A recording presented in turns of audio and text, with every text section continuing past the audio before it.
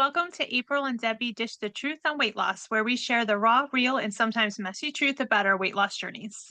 I am Debbie, a weight loss coach who lost 100 pounds and have been living in maintenance for 4 years.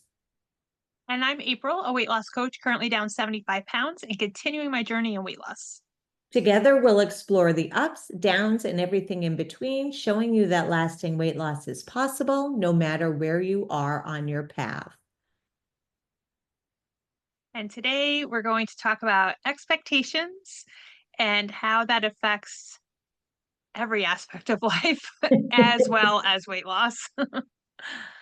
It really does impact every area of life because I think, and I'm not going to just assume what everybody does, but we put expectations on ourselves, like what we expect of ourselves. But I also know that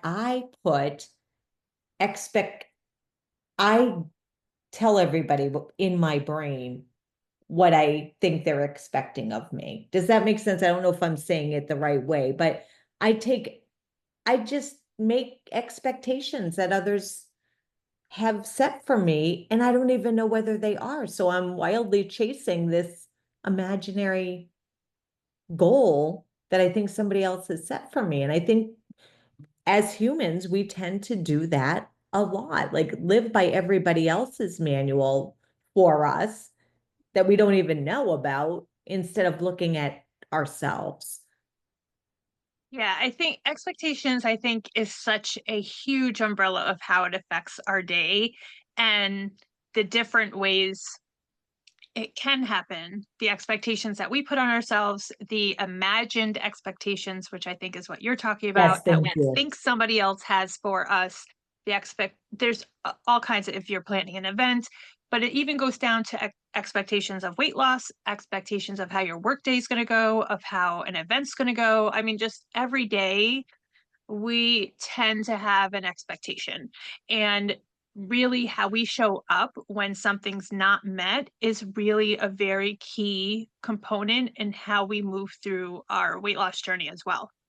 Especially if we're emotional eaters, if we have an Mhm. expectation and something happened and now we're upset and now we go to food. So, how do we bring down our reaction to an unmet expectation, I think is really something that is important for us to learn how to do.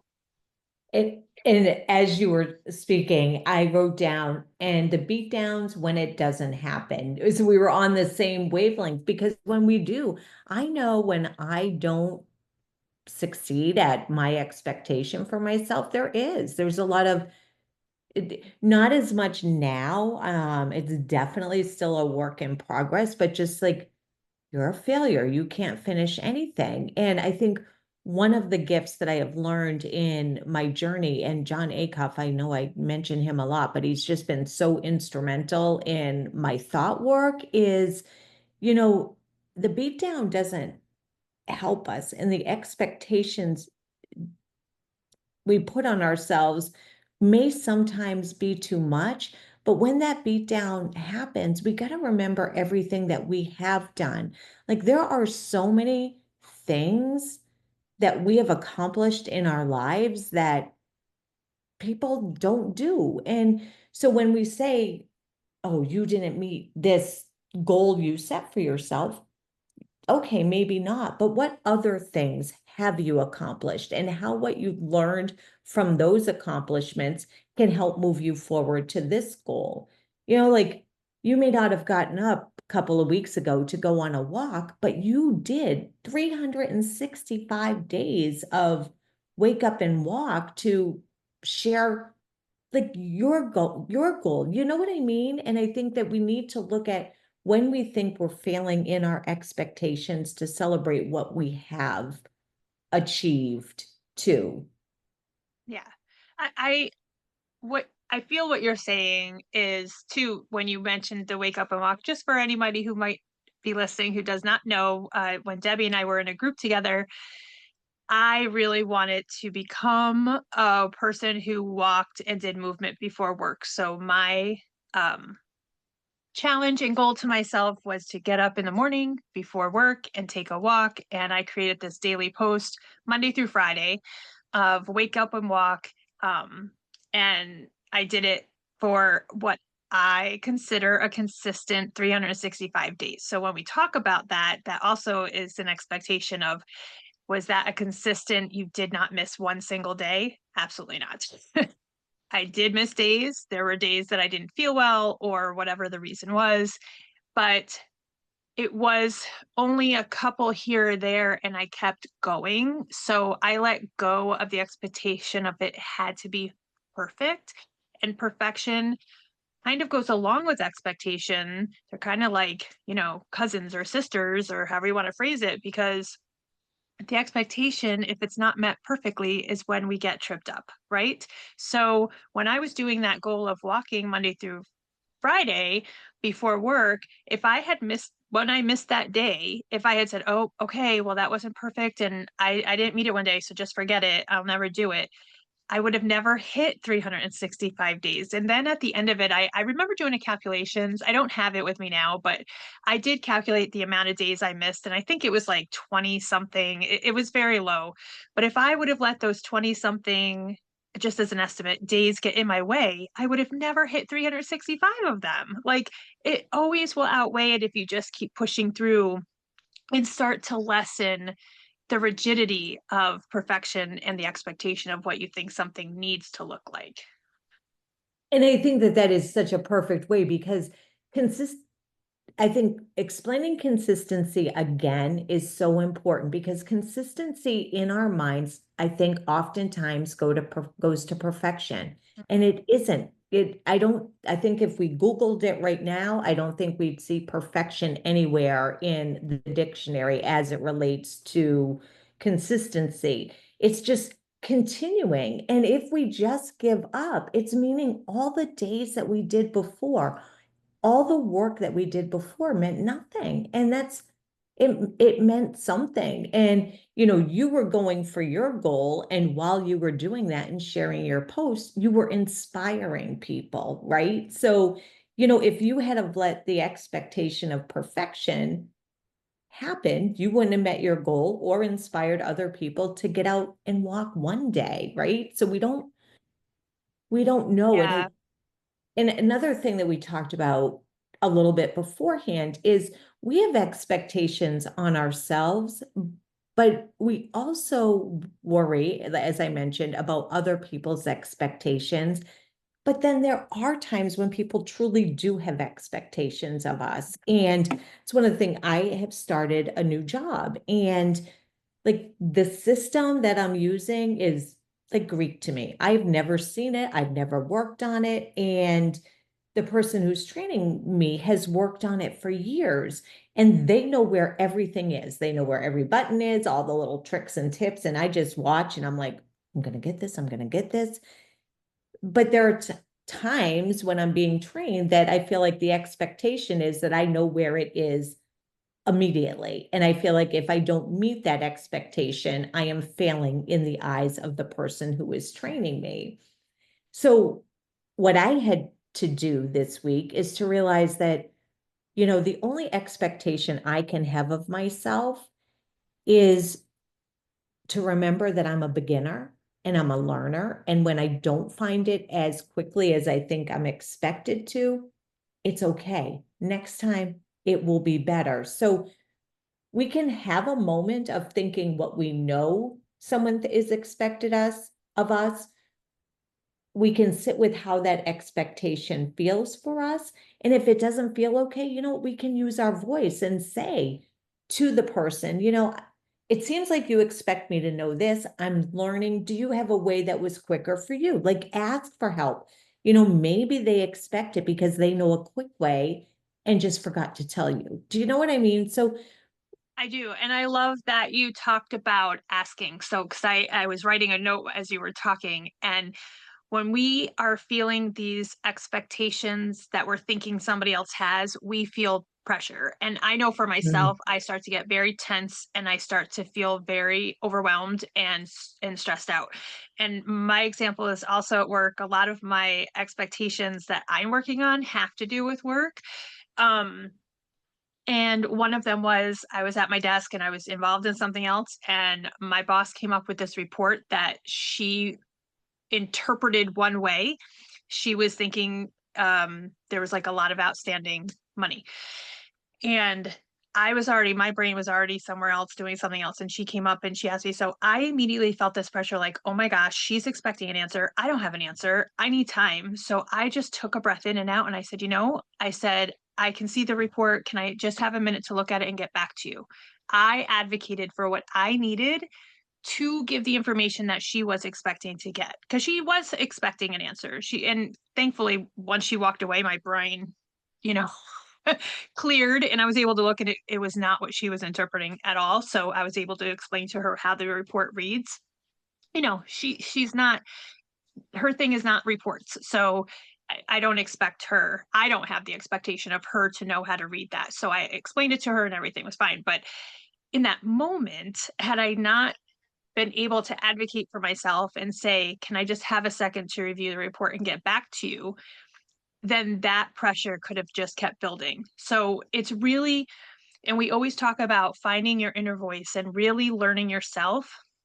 And this is not something I would have said to a boss years ago. So this is a lot of learning and a lot of really understanding me and what stresses me out and learning how to ask for what I needed. All I needed was like 2 minutes by myself to just look at it and have a second to think. That's how I work best. I'm not great with people like standing over me, watching me. I get very anxious.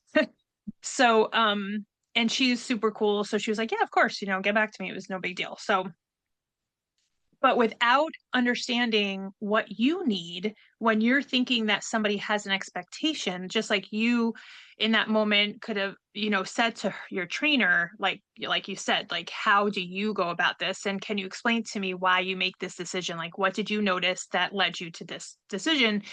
And then she would have felt like, oh, okay, I can tell her this. It's always when we get to expectations and you have more people involved, it's typically leads to miscommunication because nobody's going to know what you need without you telling them.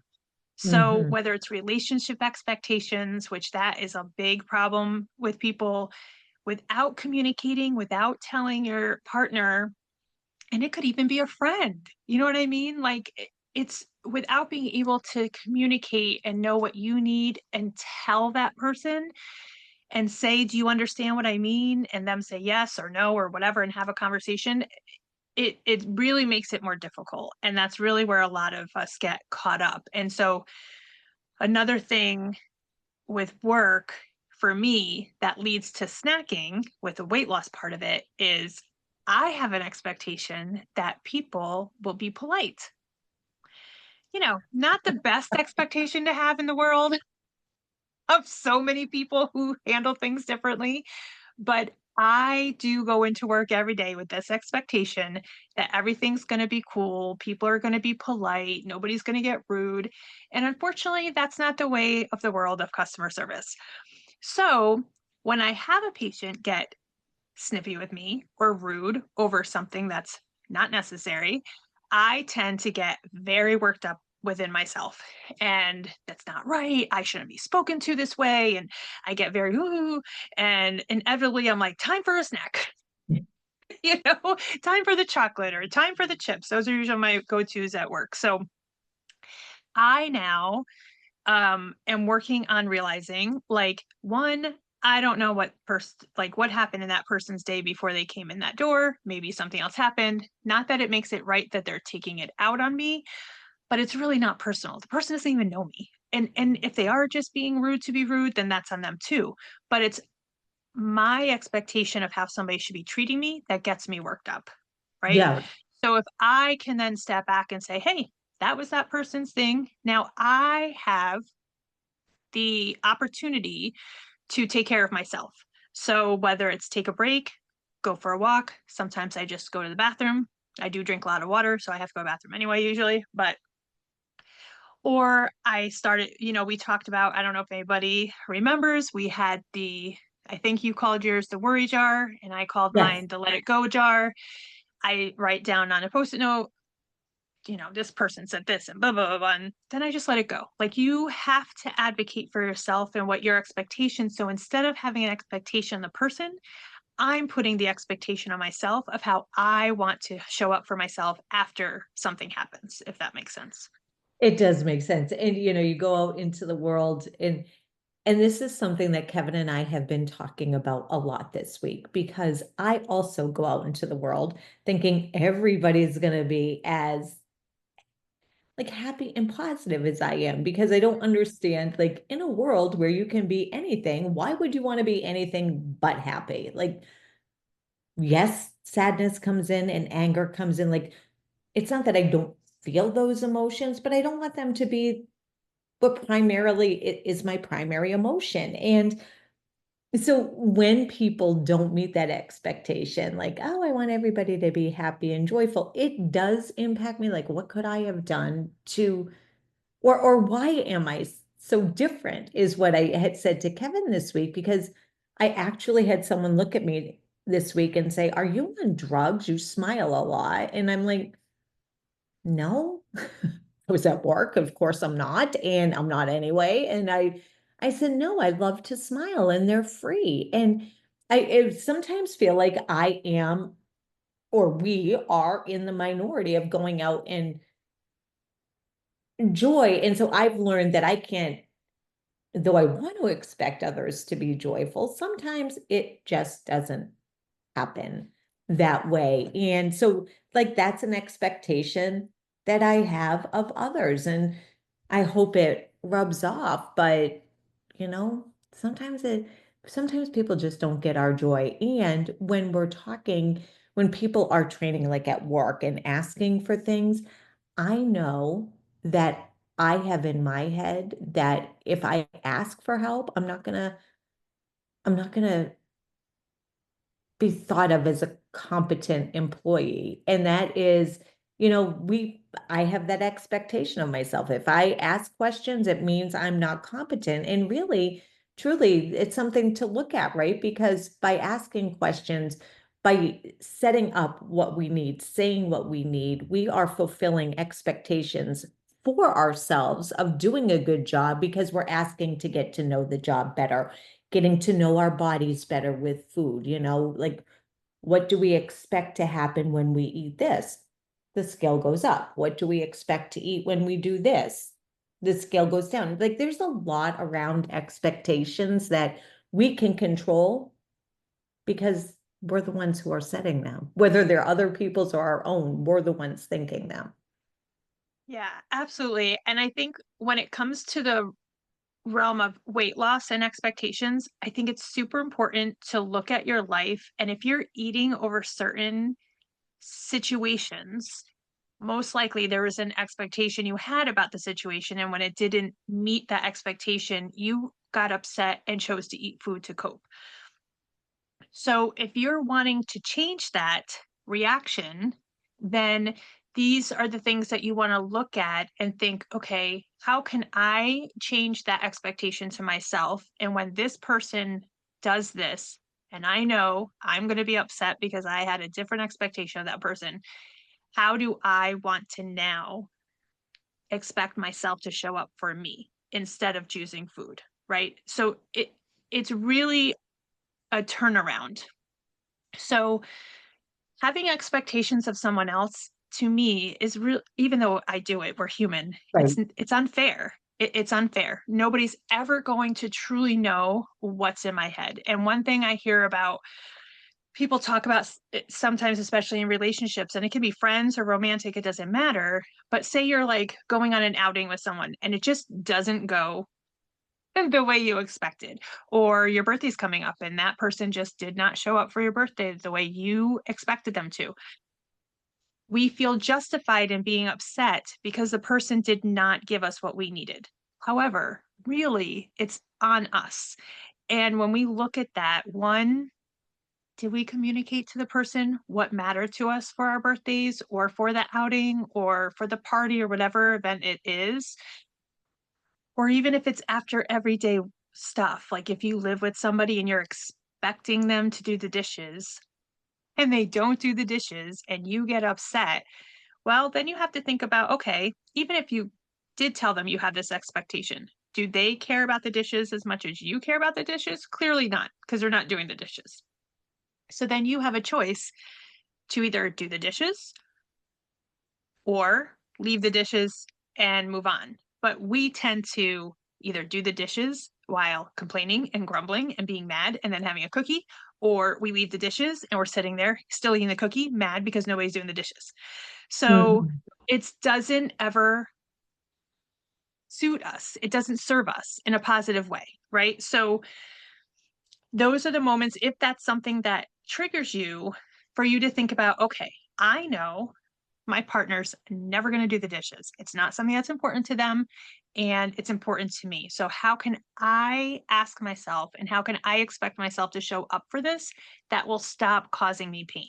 Because inevitably, we are inflicting our own pain on ourselves. We are getting upset over something that we're expecting somebody else to do. If it matters to us, it's in our power to take care of that. Do you know what I mean? I do, and it's so funny, and and I know for me, like there are situations that every time it happens, I expect a different result. And what is that Mhm. saying? What is the definition of insanity? Expecting a different result for something that's never going to change. It's out of my control. So, and it usually happens after phone calls. Like I think this phone call was going to go differently, but I have hundreds of phone calls prior to this that all went the exact same way. So why am I still expecting something different from somebody else?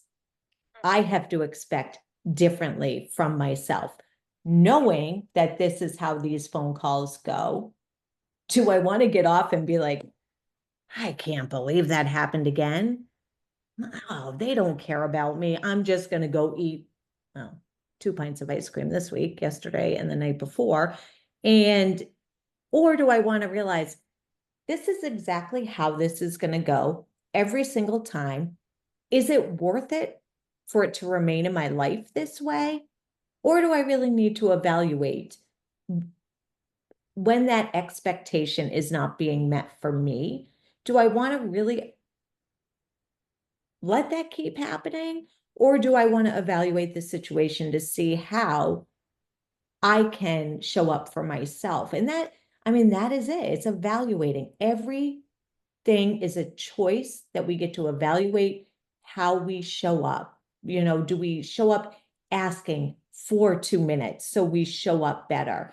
Do I show up and say, hey, why do we do this so it makes more sense? Because I'll tell you, and I'm sure you can agree with this, the feeling in my body when I am sitting with the feelings of unmet expectations, or I'm not meeting my own expectations, it doesn't feel good. So why not find a way to, you know, share what we need to meet our own expectations while fulfilling what somebody else may need of us at the same time?